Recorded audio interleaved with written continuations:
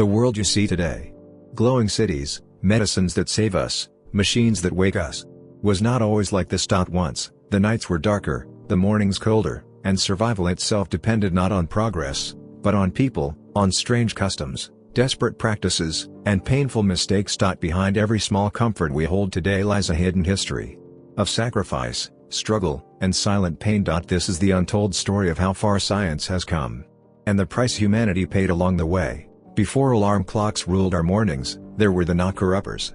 In the lonely silence of 19th century Britain, they walked the foggy streets, carrying long bamboo poles, or even pea shooters, to strike windows awake. For a few coins, they held the power of time in their hands. Their knock wasn't just noise, it was life itself. One missed window could mean a missed wage, a missed meal, or punishment too heavy to bear. Each tap on glass was survival, and the streets echoed with a fragile rhythm, the sound of futures being saved in the dead of night. But time shows no mercy. By the mid-20th century, alarm clocks spread across homes, and the knocker-uppers faded into silence.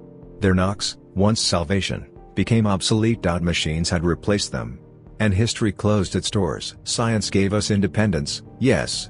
But in the silence of sleeping cities, when the wind brushes the windows, you can almost hear it still. A hollow knock, unanswered forever. To us, toilet paper is ordinary, cheap, unspoken, forgettable. But in history, the simplest comfort was once humiliation. Before paper, survival demanded desperation. In America, corncobs were used. In Rome, sponges dipped in vinegar were shared by strangers in communal toilets. One mistake, and disease spread like wildfire. Dignity was stripped away by necessity. Some Greeks even carved names onto sharp ceramic shards. Hatred turned into hygiene. Each act of survival carried a message of anger, carved in clay. Today, we use soft sheets without thought. But every roll carries a ghost of the past, a reminder of how fragile comfort really is. Perfumed detergents today hide our stains. But once, filth was washed away by filth itself. In medieval England, wool workers begged for buckets of urine, collected from families, neighbors, even strangers. The liquid, once rotted, created ammonia, a powerful cleaner. Wool was soaked in the stench, and men trampled it barefoot for hours, choking on fumes while fabric brightened beneath their suffering. The smell clung to their skin, their breath, their lives. Yet they endured. Progress demanded sacrifice. And in Rome, some even bleached their teeth with the same liquid, wearing false smiles born from disgust. Today, clean clothes smell of flowers. Yet beneath every fragrance lies a reminder of stench, the price our ancestors once paid for cleanliness. In 1840, John William Draper raised his crude camera to the heavens, and captured the first fragile image of the moon. A pale ghost, etched on glass. Humanity's first attempt to hold the sky. Decades later, the Hubble telescope opened its eye. Suddenly, galaxies bloomed like flowers in the dark. Nebulae, stars, endless spirals.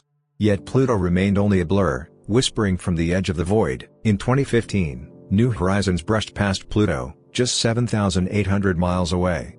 After 9 years of silence, it sent back an image, a frozen, distant world.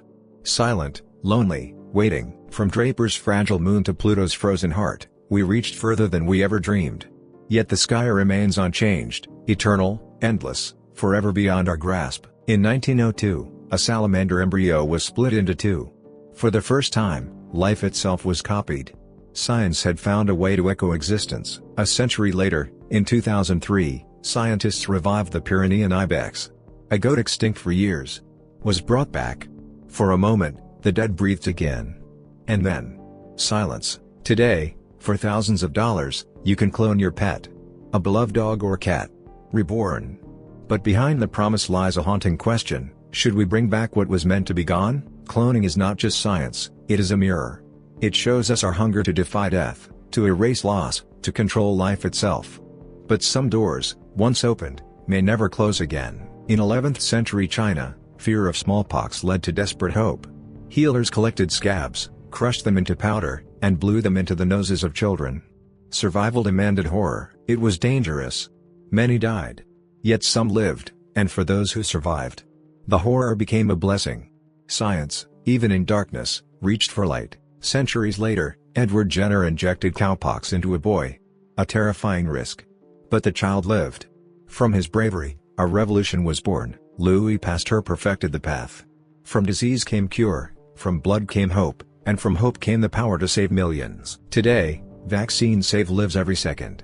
Yet behind every needle lies a memory, a world where people inhaled death, praying to survive just one more day. From knocks on windows, to sponges in Rome. From stench-filled vats, to frozen worlds in space. From disease inhaled in desperation, to miracles in syringes. Science gave us comfort. It gave us survival. But every gift demanded sacrifice, pain that history hides behind our luxuries. Behind every discovery lies a ghost, the forgotten workers, the strange customs, the risks that almost destroyed us. This is proof of how far science has come. But also proof of how much it cost.